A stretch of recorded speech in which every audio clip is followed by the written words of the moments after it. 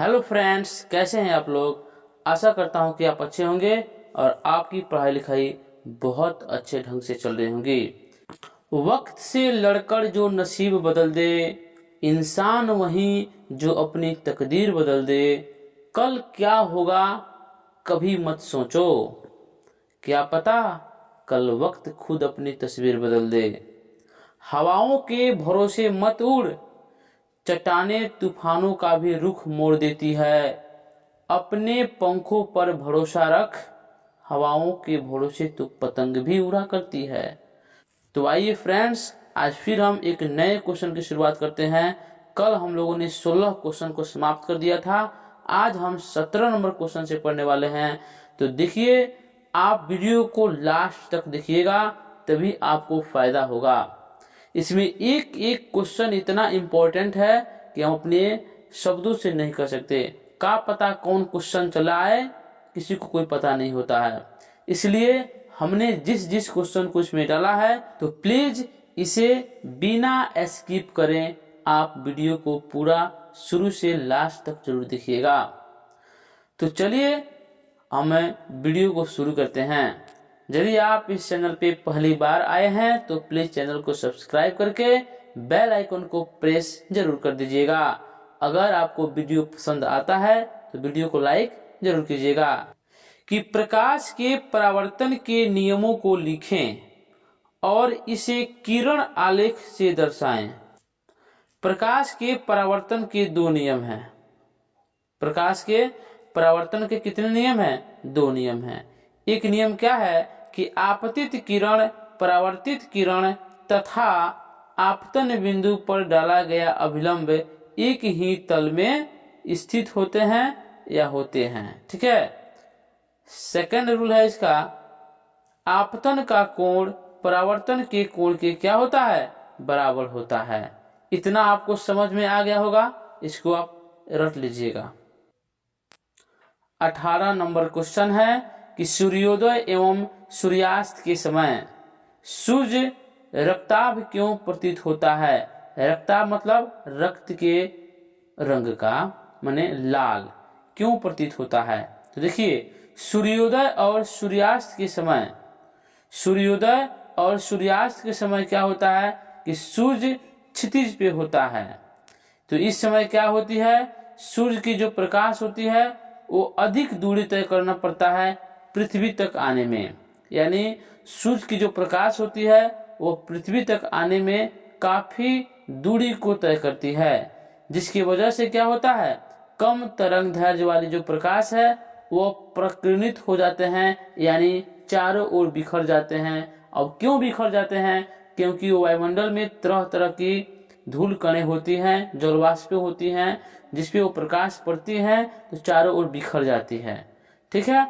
और हमारी आंखों तक तो पहुंचने वाले प्रकाश में केवल क्या होता है, अधिक तरंग दैर्घ्य वाले प्रकाश यानी लाल रंग का होता है, जो हमारी पृथ्वी पर पहुंचता है।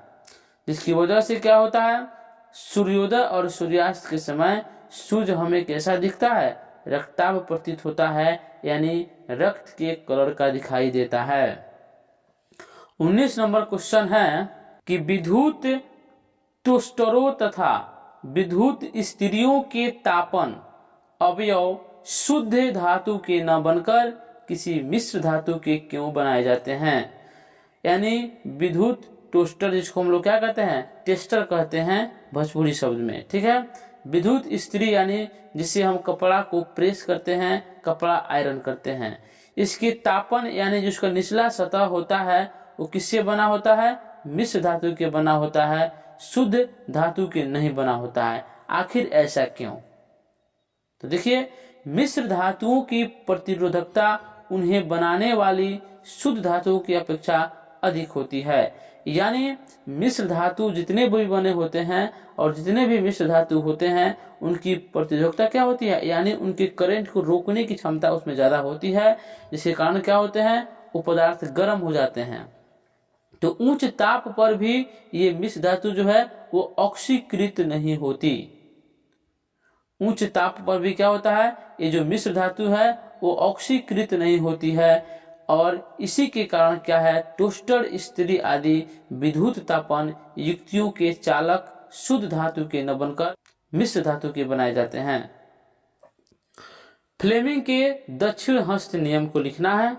देखिए, अपने दाहिने हाथ की तर्जनी, मध्यमा अंगुली और अंगूठे को इस प्रकार फैलाइए कि ये तीनों क्या हो, एक दूसरे के परस्पर लंबवत हो। अपने दाहिने हाथ को लेना है और तर्जनी अंगुली और मध्यमा अंगुली और अंगूठा यानी तीनों क्या होता है, पासे में होता है। ये तीनों अंगुली को लेना है और इस प्रकार फैलाना है कि क्या हो, ये सभी क्या हो, एक दूसरे के पे परस्पर क्या हो, लंबवत हो। यदि तर्जनी जो है वो चुंबकीय क्षेत्र की दिशा की ओर संकेत करती है तथा अंगूठा चालक की गति की दिशा को संकेत करता है, तो मध्यमा कहाँ करेगी, चालक के प्रेरित विद्युत धारा की दिशा दर्शाती है। तो आपको कैसे याद करना है, आपको सिर्फ याद करना है कि तर्जनी जो है वो चुंबकीय क्षेत्र है, तर्जनी जो है वो चुंबकीय क्षेत्र, और अंगूठा किसको दर्शाता है, गति की दिशा की ओर। अंगूठा किसको दर्शाता है, गति की दिशा की ओर, और मध्यमा यानी बीच वाला प्रेरित करता है किसको, विद्युत धारा की दिशा को। ठीक है, अब आइए हम 21 नंबर क्वेश्चन की बात करते हैं। हम ऊर्जा के वैकल्पिक स्रोतों की ओर क्यों ध्यान दे रहे हैं।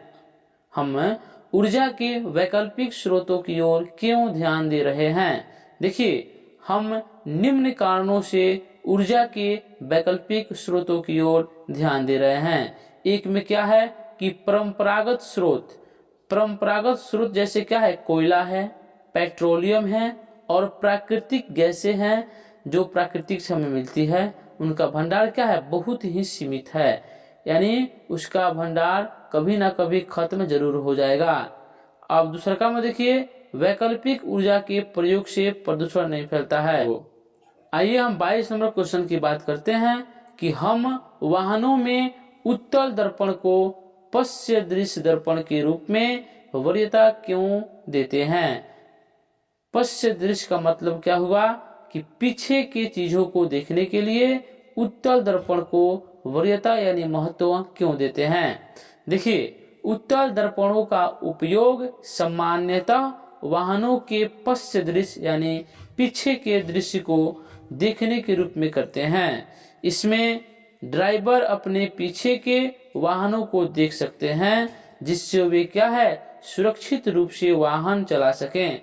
अगर मान लीजिए ड्राइवर आगे की ओर गाड़ी चला रहे हैं तो उनको क्या पता कि पीछे कौन सी गाड़ी आ रही है। इसी को देखने के लिए एक ऐसे दर्पण की आवश्यकता होती है जो क्या, वस्तु को छोटा और सीधा करके उस छोटे से दर्पण में उसको दिखा दे। अगर बड़ा प्रतिबिंब बनाएगा तो उस दर्पण में उसका प्रतिबिंब दिख नहीं पाएगा। इसीलिए उत्तल दर्पण को लगाते हैं, क्योंकि उत्तल क्या है, वस्तु का सदैव सीधा तथा छोटा प्रतिबिंब बनाकर दिखाते हैं। इसी के कारण क्या है कि वाहनों में उत्तल दर्पण को पश्य दृश्य दर्पण के रूप में वरीयता दिया जाता है। अब आइए हमारा 23 नंबर क्वेश्चन है कि समान नेत्र मतलब क्या, जैसे हम लोग का आंख है वैसे ही 25 सेंटीमीटर से निकट रखी वस्तुओं को सुस्पष्ट क्यों नहीं देख पाते। देखिए, अभिनेत्र लेंस की फोकस दूरी एक निश्चित न्यूनतम सीमा से कम नहीं हो सकती। अगर कम होगी तो वस्तुएं हमें स्पष्ट रूप से दिखाई नहीं देंगी। इसे कम करने के प्रयास से आंखों पर क्या होता है, तनाव बढ़ता है और वस्तु धुंधली दिखाई देती है।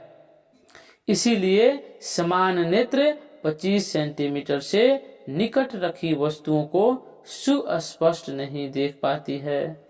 अपवर्तनांक को परिभाषित करें। हीरे का अपवर्तनांक 2.42 है।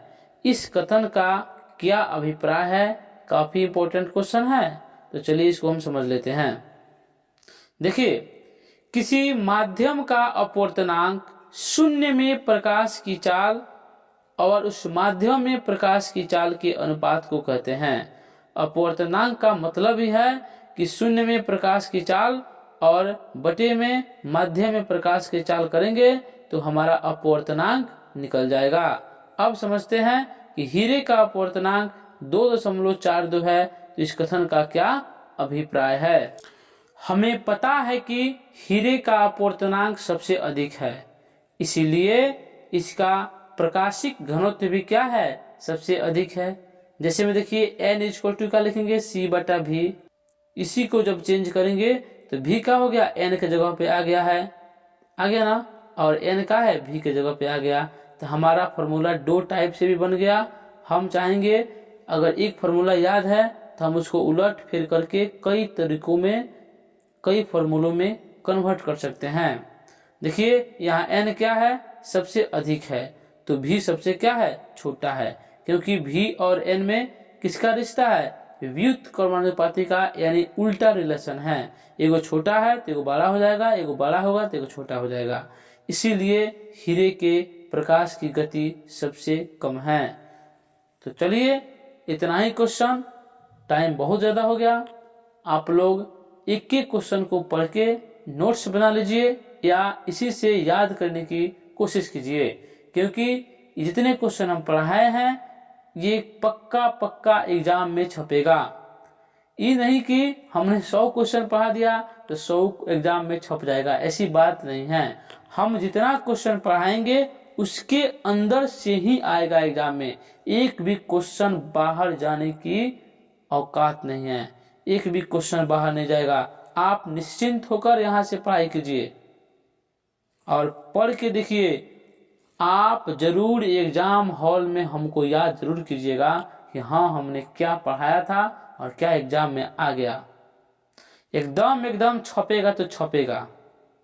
एक एक क्वेश्चन आप पढ़ रहे होंगे तो आपको, अगर शुरू से आप बढ़िया से पढ़े हैं तो आप अभी पढ़ रहे हैं तो आपको मालूम होगा कि सब जितना क्वेश्चन बता रहे हैं इम्पोर्टेंट है कि नहीं। एकदम इम्पोर्टेंट है, वेरी इम्पोर्टेंट है। ठीक है, तो चलिए इन्हीं के साथ हम अपने क्लास को ऑफ करते हैं। कल फिर मिलेंगे इसी टाइम। तो चलिए, जय हिंद, जय भारत।